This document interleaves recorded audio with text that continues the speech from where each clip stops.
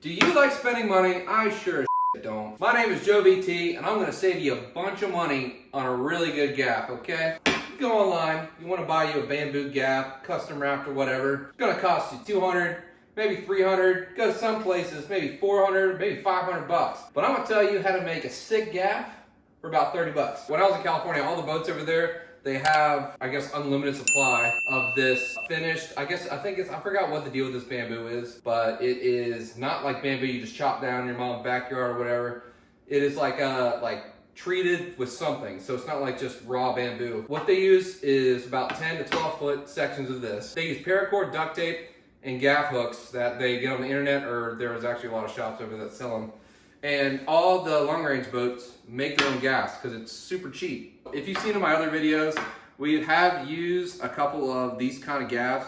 I made a couple, as you can see right here in this picture, for the Buck Rogers boats that I work on. They're really good gaffs. They've been working very well. And if you've seen my freight train videos, those are actually another kind of type of the same kind of deal, okay? There's plenty of ways to make these. I'm using bamboo right now because my really good friend Bo Hall at SeaWorks Fishing has a really good amount of this, and he was nice enough to sell me some. It was really, he didn't have to do that, but friends help friends out. Sold it to me at what he bought them for. Shout out Bo. And SeaWorks, great fluorocarbon, awesome gaffs. If you want to get one of these gaffs and you don't feel like making it, go to SeaWorks.com.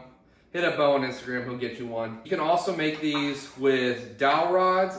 When I started working on the Mayport with Princess, that's what we use. We use big dowel rods.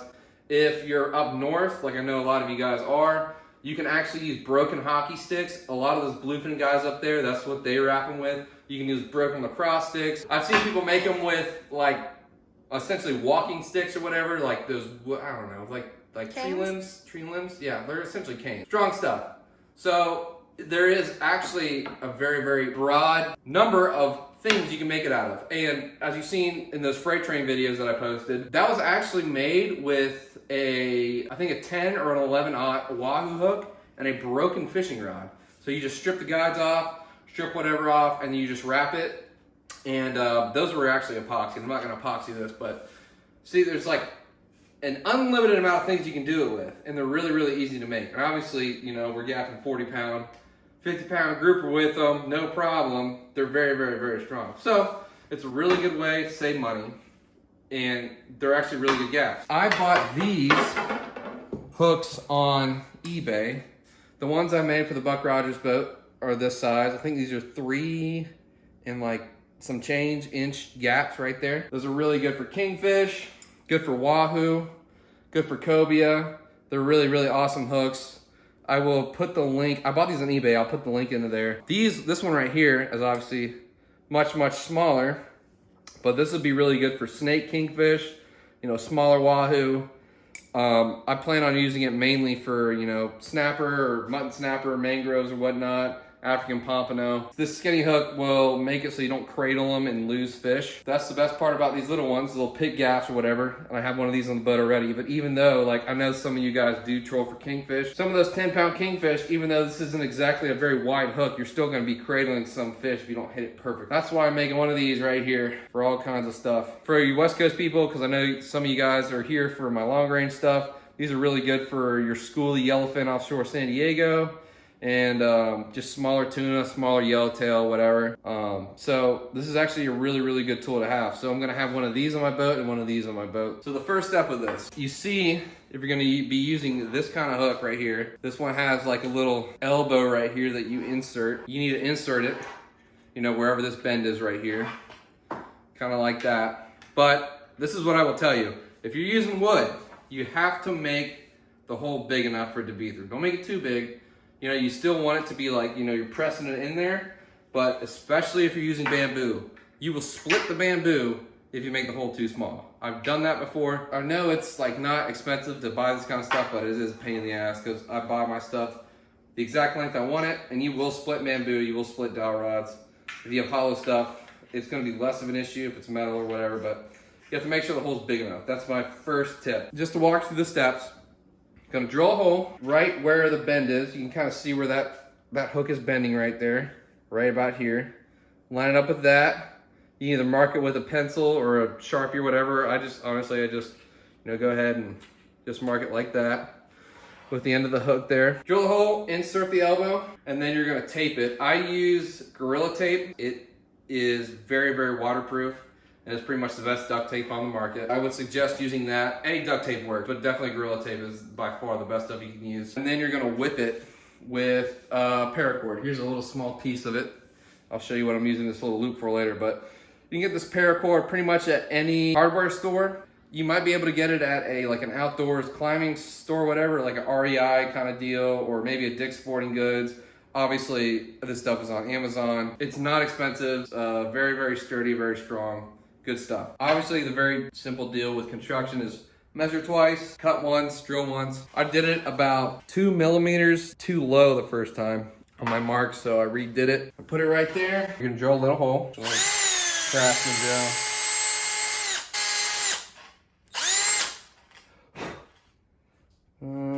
Oh man, I drilled it all the way through.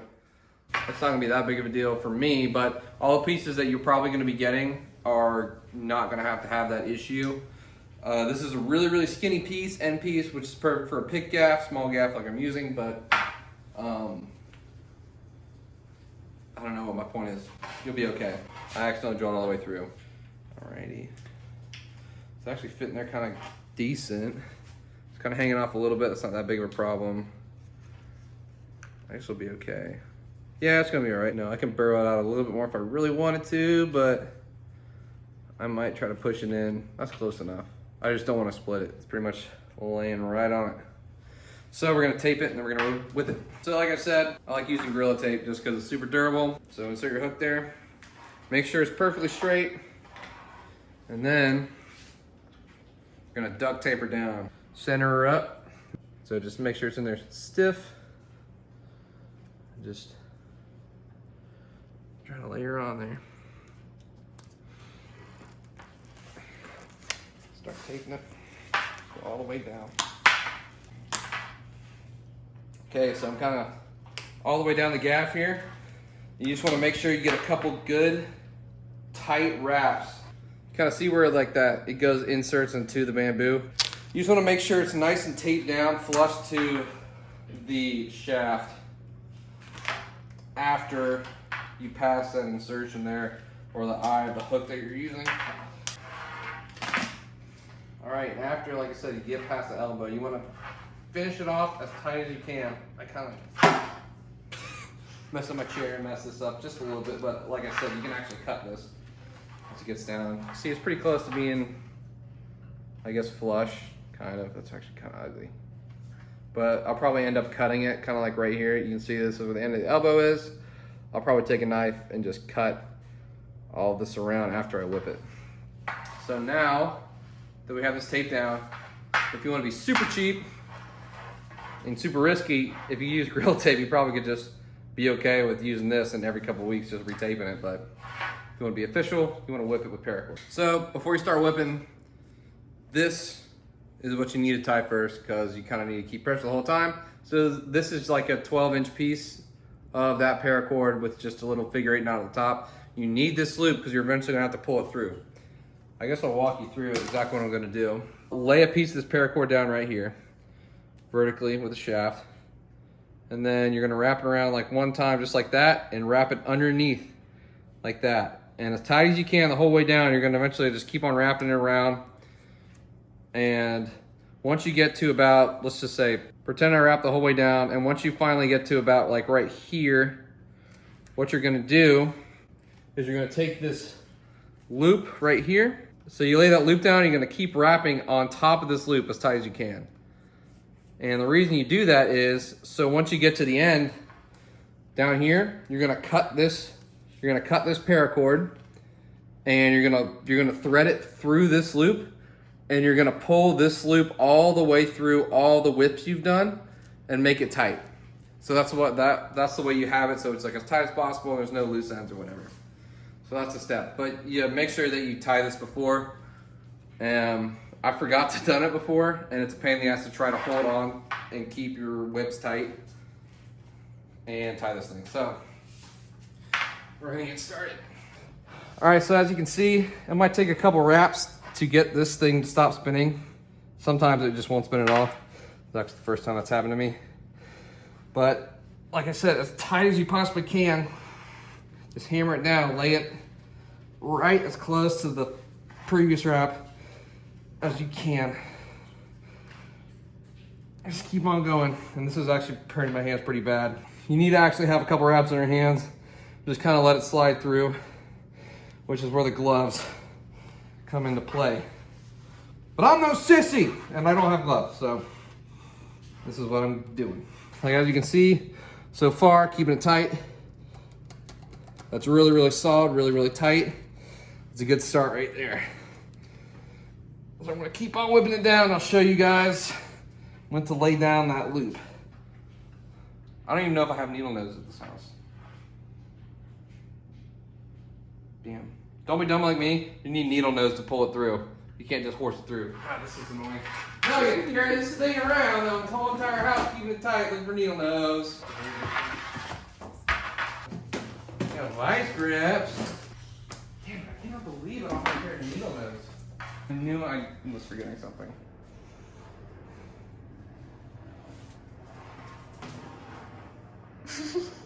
This is sad. So, I don't have any needle nose at my house. So Mariana luckily lives kind of close to me. She's gonna drive home, get her needle nose, and come back. And I'm just holding this down, hammering it down, and my hand is killing me. Like it's close to cramping right now. So word to the wise, make sure all your stuff's in order before you start wrapping gaps. This sucks. Oh man, I'm probably gonna have to redo these wraps after I put this little loop on, but looks good right now. All right, so we finally got the needle nose. Keep on wrapping it. Wrap, wrap, wrap, wrap, wrap. Here's me wrapping it fast forward.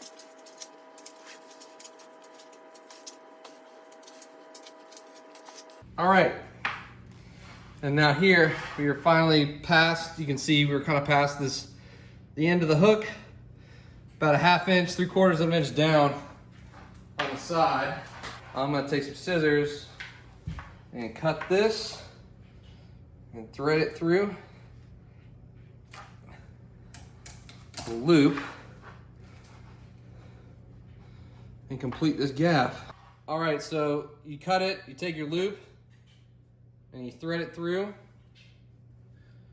And if you did this correctly, it should be an absolute bear to pull this through, especially when it gets to that, like, I might be able, I can't even do it. Oh, I can kind of do it with my hand. But see, as soon as it gets tight right there, it is, oh God, yeah, it's damn near impossible to pull it through. I just pulled my loop out there.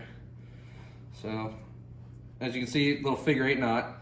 To do this loop, thread it through, and there's your proper loop.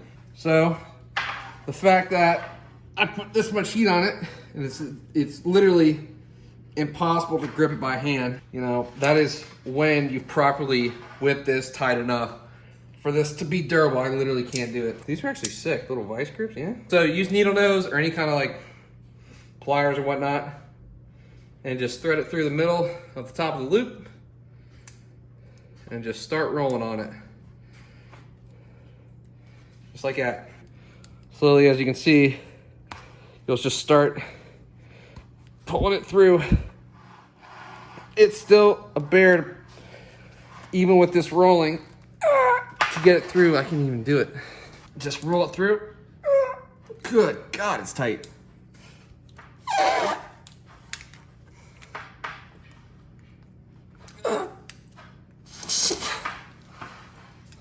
Yeah, I think I tied it tight enough.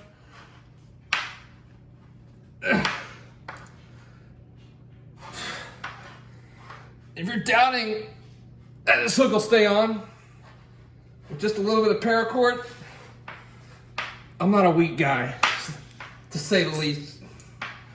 And you can see how hard it is to just pull it through the backside of it. Right now, I'm on top. What the hell just happened? Rena, your tools are breaking on me.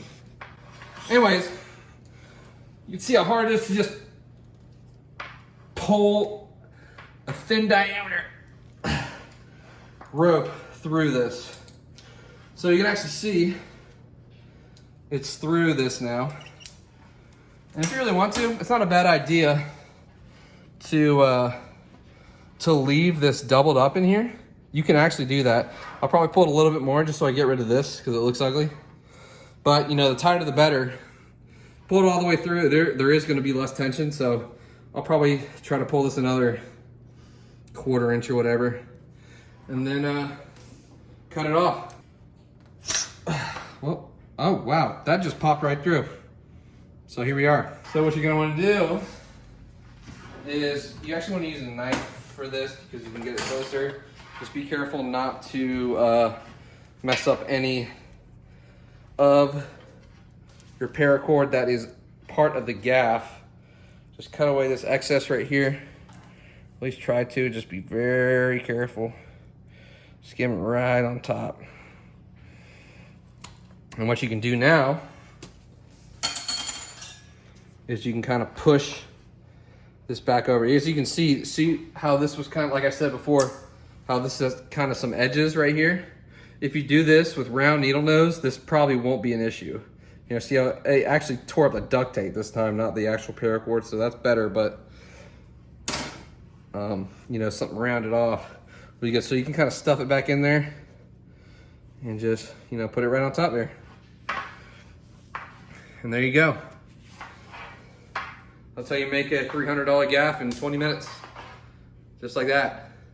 If you get everything properly planned out and don't make your help go to her house and get you tools. Okay, here's your finished product.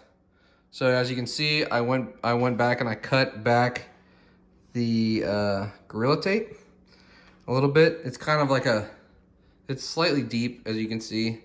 So if you really want to, you don't have to. I think it just looks better, but make sure you leave enough space. You can't really see. That's like, well, this is the skinniest it is. I actually kind of cut it kind of close. I really wish that I cut it more like right where I cut it.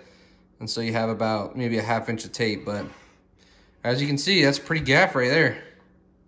That is a very good gaff. And also, if you really want to polish it, you can buy epoxy. This is kind of like, that's kind of like the main thing that even people that I know that have wrapped them themselves, and even on the tuna boat that I worked on, that's what they did for some of their gaffs. Epoxying it does make it more durable. It can make it look better. You can get it at any craft store. You can get it on Amazon. I've bought it before at Michael's in Jacksonville. I don't know if that's a national chain or whatever, but you can get it pretty much any craft store. I'm sure they sell it at Home Depot, Lowe's, yada, yada, whatever. But yeah, that's it right there. It looks pretty good how it is, and it's very durable how it is. One last thing I'll say about the bamboo, you can't leave it out in the sun because it will get sun rotted. You can leave it outside and you'll be fine, but if you leave it directly in the sun, it will get brittle and eventually crack over time. So just store it kind of in like maybe a gunnel rod holder, or just keep it inside or whatever. But yeah, there you go. That's a $200 pit gaff for 30 bucks right there in about 30 minutes. I forgot to do an outro again. Imagine that. Guys, thank you so much for watching. So I'm back here in beautiful North Carolina, about to go catch some bluefin tuna here in Morehead City. So ocean's calming down for us. It's looking good. I'm with this guy. So we're gonna go fishing tomorrow, but thanks for watching. See y'all again soon.